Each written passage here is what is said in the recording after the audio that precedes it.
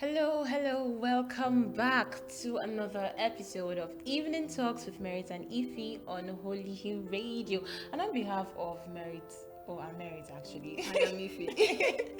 Anyways, we just want to say a happy new month. Happy New Month! Yes, I mean it's the month of December. There's just this joy that comes in December. Like everybody's just excited. It's Christmas. You know how they say Christmas is in the air. It's in the air. Actually, I think it's in the air, sincerely. Well, I'm trying to make it to be my own air.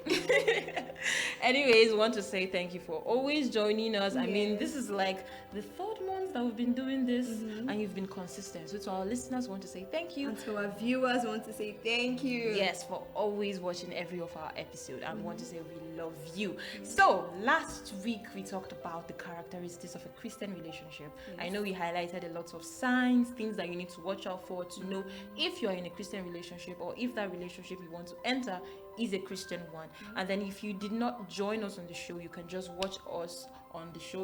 Watch our YouTube channel. Actually, it's been posted there, so you can just watch that episode on YouTube. So today we are going to be talking on something also interesting in line with Christian relationship. You know, we've been talking on Christian relationship. I know you might be wondering, why are these people always hammering? Because this is something that is happening nowadays. I mean, like, we Gen Zs now are always entering one relationship or coming out of one. So it's something that we need to, know how to do it properly, how to do it How God. to get it right. Yes, how to get it right. And today our topic is healthy boundaries in a relationship. Healthy boundaries in a relationship. You see, I think for every relationship to thrive, there must be boundaries that must be put in place. Though a lot of people have their personal boundaries, right? A lot of people say, oh, you cannot do this, I cannot tolerate this. Everyone has their personal do's and don'ts. But I think for a Christian relationship, there are general boundaries that must be in place.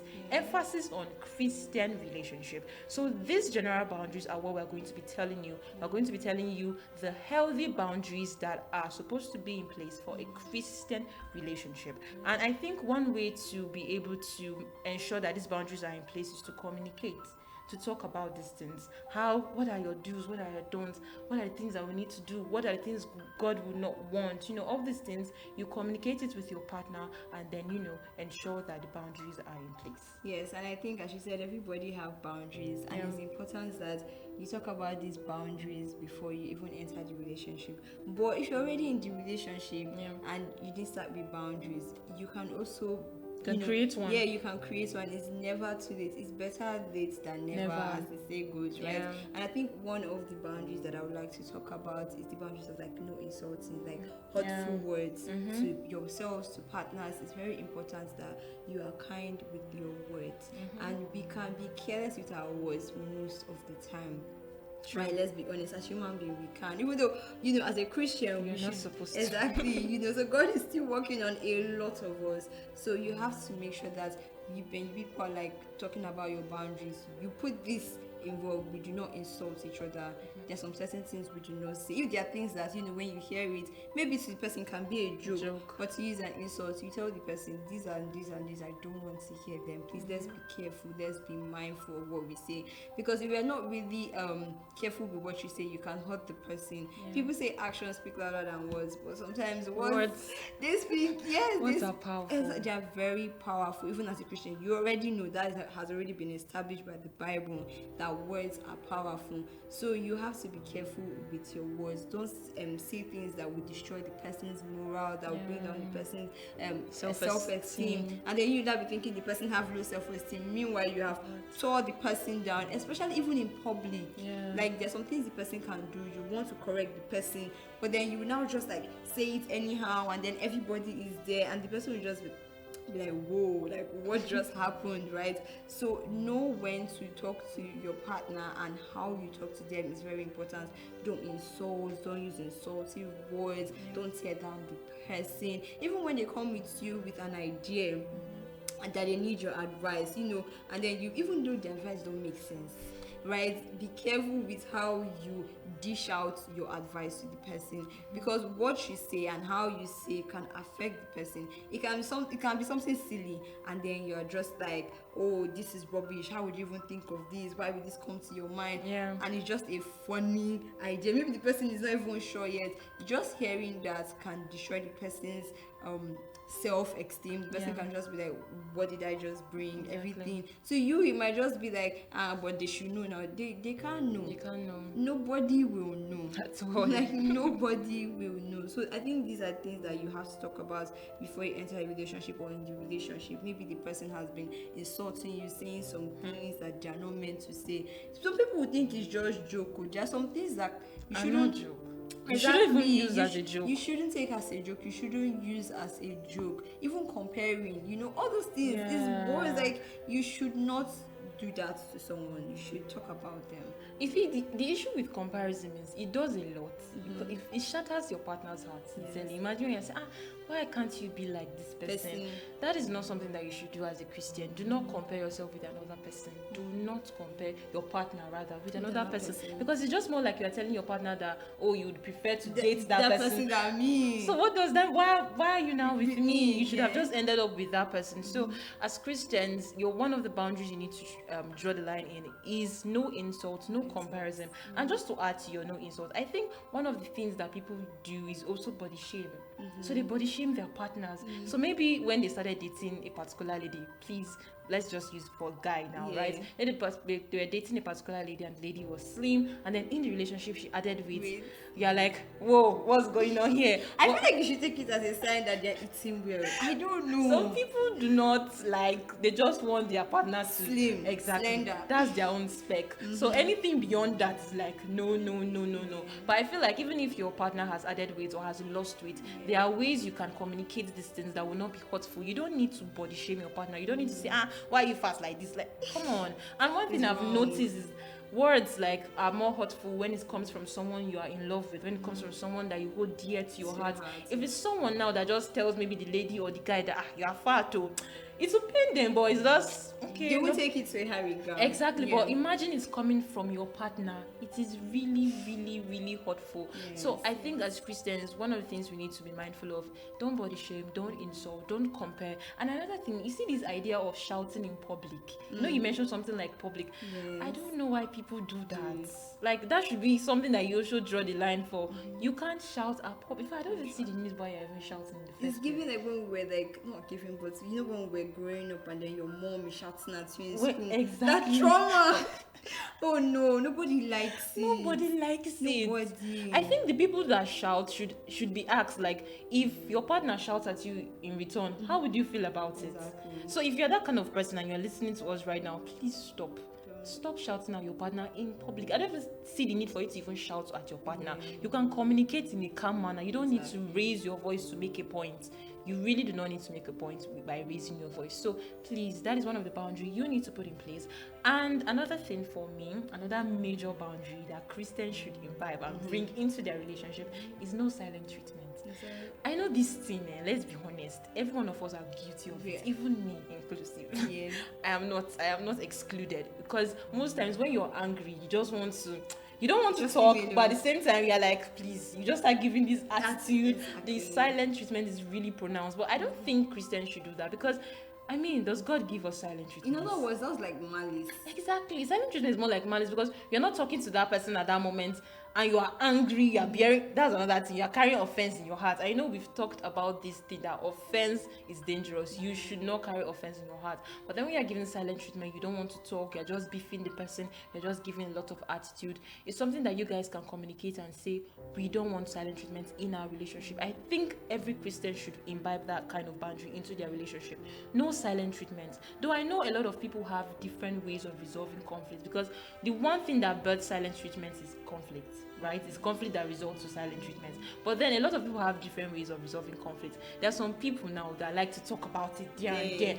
As it's hot, let's talk about it, trash it and move on. But some people just need time to process, and that their time is like 6 hours. They just need time to process it. But then I think you guys need to come to a middle ground and talk about it and say, okay, how can we resolve conflict? How should we resolve conflict? Should we take some time? Everybody should just cool off, or should we talk about it at that moment? Day as it's hot. As it's hot. But then this is the advice I'm going to give you guys. I think you guys should come to the middle ground and say a day should not go by without us resolving a conflict. So even if you guys quarreled in the morning, ensure that before you go to bed, you guys talk about it and resolve it. If you quarrel at night, still resolve it that night. So that is just my own advice. So I will not say, oh, spend some particular time, oh, talk about it at that moment. Whatever works for you is you and your partner. You guys should communicate it. But the central line is that day should not pass without resolving that conflict. I think that's like one of the best things. But the truth is, a lot of people argue that this is not possible, that it cannot happen, that all these things is just like problem. No, for real, I've heard someone say that it is not possible, that people just used to talk about it, that when you enter a relationship, days would even go by and you will not talk about it. People will be, and that's malice, just like it's malice. So I feel like if you don't have the spirit of God, that's when you can allow malice to thrive. Yes, to thrive. Because normally with your friend, if you're actually a spirit-filled Christian, and the Holy Spirit is working in you, He wouldn't want you to keep malice with anybody. Talk more of someone that you're in a relationship with, or you're even in love with. Exactly. Let's be honest. If it's your friend, you would, the Holy Spirit will move you to go and apologize, and you apologize. Then it's now someone that you're in a relationship with. The thing is, the Holy Spirit will even tell you are angry with this person. The only reason the Holy Spirit will not tell you is if maybe you did not pray that day. So that means you want to tell me that you spent 3 days, 1 week, and you have not spoken to someone that you've just been ignoring the voice of the Holy Spirit, because there's no how you come to pray and then the Holy Spirit will not tell you are still quarreling with your partner. Go and settle it. The Holy Spirit will definitely warn you and tell you. So you see this idea of, it's not possible, you cannot resolve your conflict in a day, days must pass, weeks must pass, is a lie. It's just a lie. You can do it as long as you're a Christian. And I feel like every Christian should ensure that that thing is in place. Don't leave your conflicts to exceed a day. It should not exceed a day. Ensure you resolve that conflict. So yes, just like I said, one of the boundaries is no silent treatment. Because God does not give you silent treatment. That's our own reason. Before we came on the show, we were making jokes, and I was just like, imagine the person is in another country and then the timeline is different. So you say don't sleep before you resolve. And I'm like, that person is already sleeping. The person should wake up. Because the person's time is completely different from yours. The person should wake up. How do you up. want to do it? But speaking about sleeping, another thing is do not sleep over in your boyfriend or your girlfriend's house. That should be a boundary in your relationship. You can visit, you can go and see each other, but the whole idea of sleeping or going in the evening, I'm just tired, let's do Netflix and chills, all of that should be a no.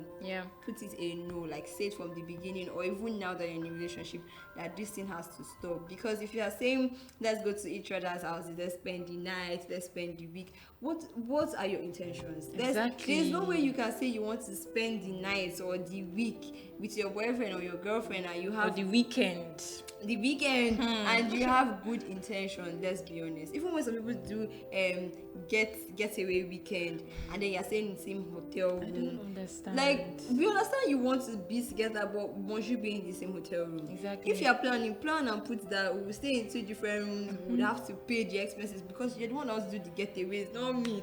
So you might as well put it in your budget, because once you say let's spend a night, let's spend a weekend or something, before it leads to something else, it leads to nothing, you are falling and you are going to be where you do not want to be, which I think we all don't want. So I think that should be a healthy boundary. I don't know what's wrong, but like, make sure that you are saying no, this thing cannot work. Set a time. If you want to go and visit him during the day, say okay, by 4 p.m. I'm going to my house. There's no, oh babe, come and stay with me now. I'm cold, I'm tired. Don't do that. Exactly. Please go to your house. If you put a time. And if you don't have a time, please put a time. Don't say I will stay the next morning, I will go. No, go before the night. So it's just easier and better, and it's safer for you as a girl. True. Or even as a guy, depending on your area. True. And this thing of spending the night, right? Some people will stay in their boyfriend's house or their girlfriend's house till night and they'll be like, oh, it's late. Let me just stay. Stay back. Don't stay. Go to your house. So if you're just joining us, this is Evening Talks with Merit and Ify. My name is Merit and I'm here with Ify. Yes, and we're talking on healthy boundaries in a Christian Christian relationship, healthy boundaries. And we've talked on no insults, we've spoken on no silent treatments, and if he just told us on no sleepover. So if you are listening to us right now, don't do any sleepover in your boyfriend's place or in your girlfriend's place. Don't spend the night. Don't say you want to just do a weekend. Don't do any weekend. No Go to your weekend. house and do the weekend. You have a house, so stay there. But then I think also, just in line with what you just brought up, the no sleepover, another healthy boundaries is don't stay in a private place alone for too long.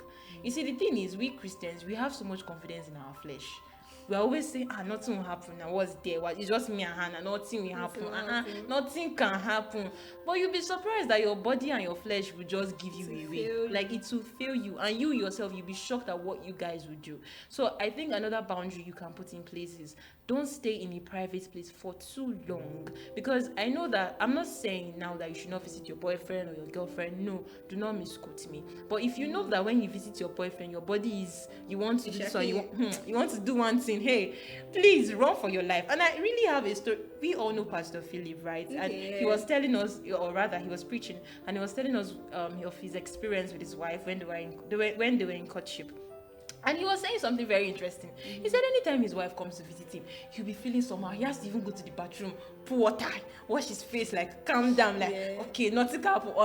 And then when he comes out from the bathroom, you tell Pastor Fumi, let's go outside, because he knows that if they stay any minute longer, something will happen.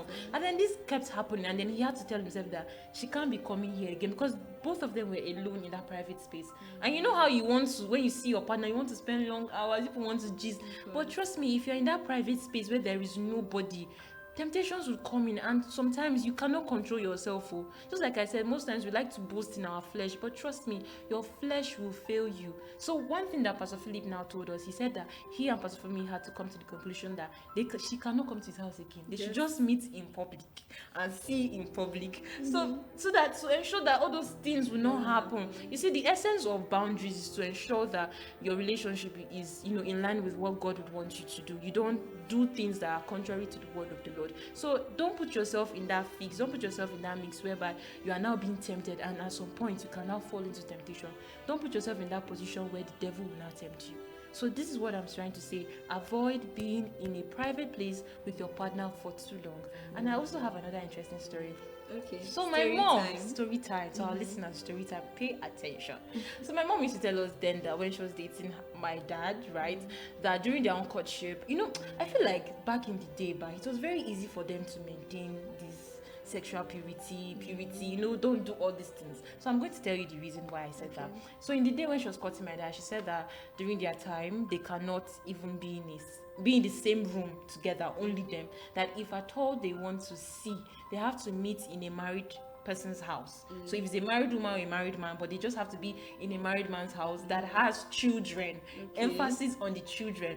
And they will be in the parlor. Now this is the essence of the children. So that when they are in the parlor and they are talking and gisting, the children will be passing and be going up and down. So you can't even think of anything in case maybe something is entering your mind that you can't. The children are passing. The woman too herself might even pass too. So everybody is like just passing. They're all up in your business. So I feel like that thing is really helpful and good. Though of course now we Gen Zs, we're like, why should we be in the married person's house to see my partner or to see my boyfriend? But if you really think about it, it really helped them sincerely, because it will keep them in check. They can't even think of it, and even if the thought is coming, they will remove it. People are there. You want to do something in front of children, or maybe the married woman will now pass. You can't do anything, and it's just really beautiful, because in those days it was easy for them to maintain all these things because of the boundaries that they put in place. So we are saying to us too also that even in this our generation, we should also create boundaries. I'm not saying you should not go to a married person's house if you want to see your partner. You can go to the pub, but you can go. Yes, you can go to a garden, parks. There are a lot of eateries, anywhere just to chill, hang out, but ensure that people are around so that temptation will not come. So that the temptation will not allow the devil to tempt you for nothing. That's just my own advice. Yeah, I think it's like, as you said now, because they had the married person and yeah. the children there, he kept them accountable. So they were very accountable to what they were doing. And I think that's another thing that you should put in your boundaries, right? Yeah. In case there is a situation whereby you fall Yeah. and then you don't know what to do again, I think you should get someone that you can be accountable to. So the person that can help you, can talk you through, and you don't have to feel like, oh my God, what have I done? We need to break up and all of that. You start hating on the person or hating on yourself. What have we done? So I think getting someone that you could say, we have done this, we have done that, help us, put us through, be there with us, so it doesn't happen again, is very important, very useful. And I think you should get someone that both of you can trust. Yes, it's important that both of you get someone that you can trust, not just anybody. And I feel like the person should be married. True, yeah. Don't go and get a single brother or single sister. Exactly, that don't understand anything. No, I think you should get a trustworthy married person. It will help both of you just to stay in check in case anything happens. The reason why lots of people or lots of young people now find it hard to be accountable is because they're just scared that if they open up and tell someone who is elderly, the person will just judge them and be like, you did that, and it's even possible that the person will now spread the news. Yes. So just like if he said, when you are choosing someone to be accountable, ensure it's someone you trust, ensure it's someone that is spirit-filled, that will not want to, that would correct you with love. Yes, correct you with love is very... Yes, that will correct you. It's important to... Very, because they can correct you and it's not in love and you feel bad. You will feel really bad. The truth is, you will still feel bad, whether it's even with love. Yeah. But then there is a way someone will correct you and then you will come back up. But there's another way someone will correct you and you're like, let me just continue my life like that.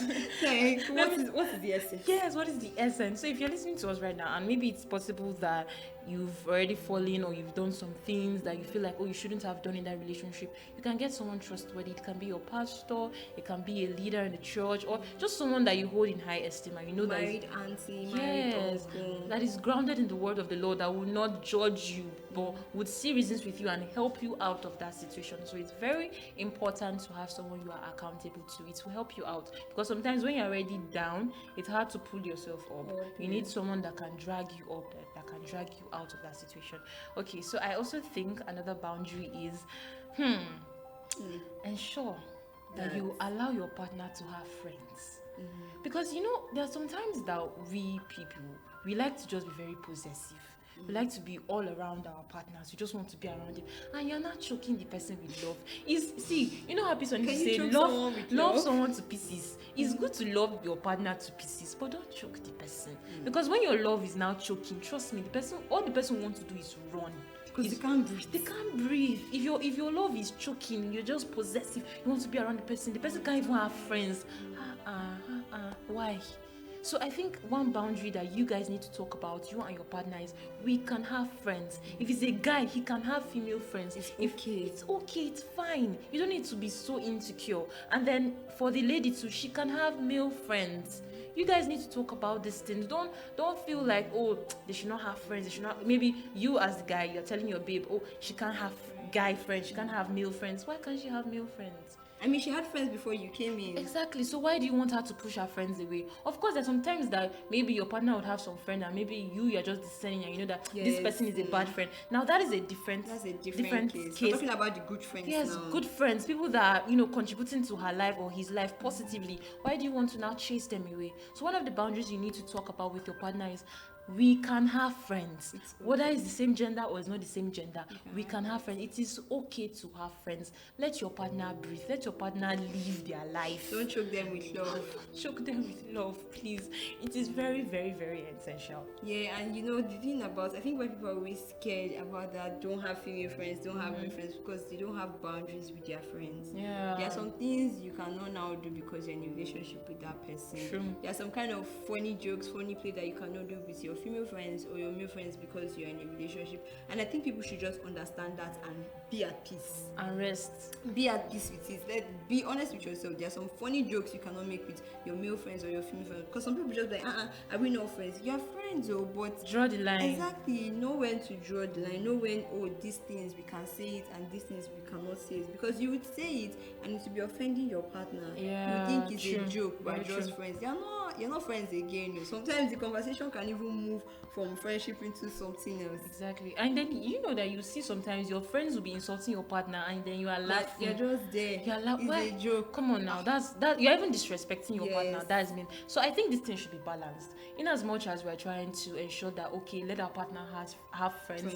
Our partner, you yourself that is the partner, ensure that your friends are not disrespecting your partner. Yes. Ensure that you are drawing the line between let it be friendship. Don't let it cross and you partner doing situationship when you already have a real person that you are in a relationship with. So you need to draw the line. They should not cross it. They should not disrespect your partner. And at the same time, you guys should not be talking on things that, friends are not supposed to talk about. Yes, So, you know where to draw the line, right? And also speaking on like friendship, your time, I think like both of you as couples, like you guys should have your own personal time, and you guys should like, oh, we are keeping to our time. Like if you have personal time, do not throw it away because you're in a relationship and be like, oh, you have my 24/7.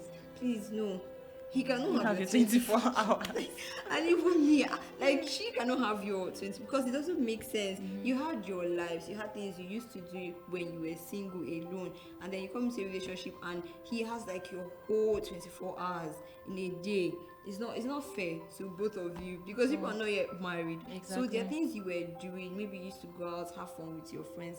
Please still do them. Of course, you would have it in consideration that I'm now with somebody. I can't just, zoom off like that, and just at least you can communicate that okay, I'll be here with my friends, this and that. And here you're keeping them in the loop. But by the time you now say no, it's just going to be me and you forever. like and forever. ever. It's scary. You don't have your lives. You don't have your own individual interests. It's also boring because they say, "What do you like? What she likes? What does she like? Don't what you have your personal exactly? likes? What don't you have your person? Don't you have your own thing that makes Interest you? Yes, because even the person will not see you as interesting because you like exactly what he likes, and that's why like God made us different, so that both of you can bring your different ideas, different creativities, and make something beautiful. But if you're exactly the same thing, you would be very bored because it's just like yourself, so you'll be very bored. So please have your time. Do not come into a relationship and throw away your personal time, throw away your personal hobbies and your personal thing. It doesn't make sense to anybody. The thing is, I feel like most times we ladies, we're the ones that always have this thing because most times we like attention. So we're like, he doesn't have my time. Talk to me. They just want that all of him, but sometimes it cannot happen. It's because she doesn't have hobby.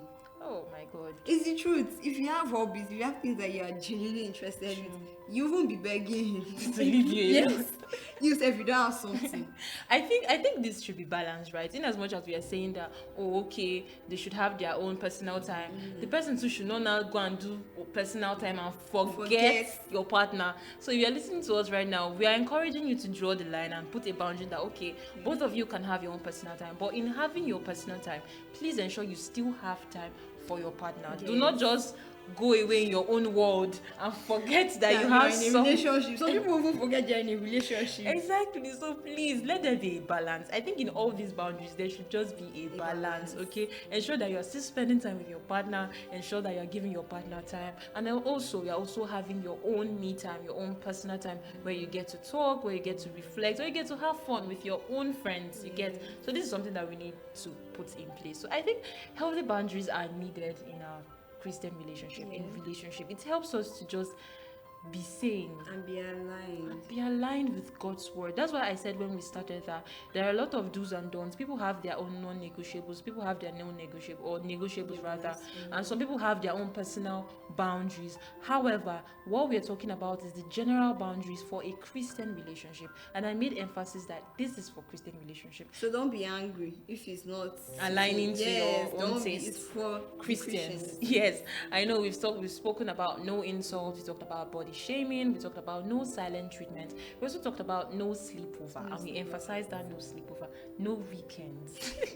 So ensure that you put these boundaries in place, because the beauty of a relationship is let it just glorify God, And okay? let it be fun. Yes, let it Why be you are fun. glorifying God? Exactly, Let it be have fun. Take yourself out, go on dates, take your partner, spoil your partner. This is December period, spoil your Dirty partner. December. Yes, spoil your partner, get them gifts. You know, some people just only get their partner gifts when it's their birthdays. I don't think that is good. Though I know sometimes you can say, oh, finance, but trust me, It mustn't be anything. it must not be anything big, as little as, what should I even say? Oh, I was passing by and I saw these biscuits. I know you like this biscuit and I cut it for you.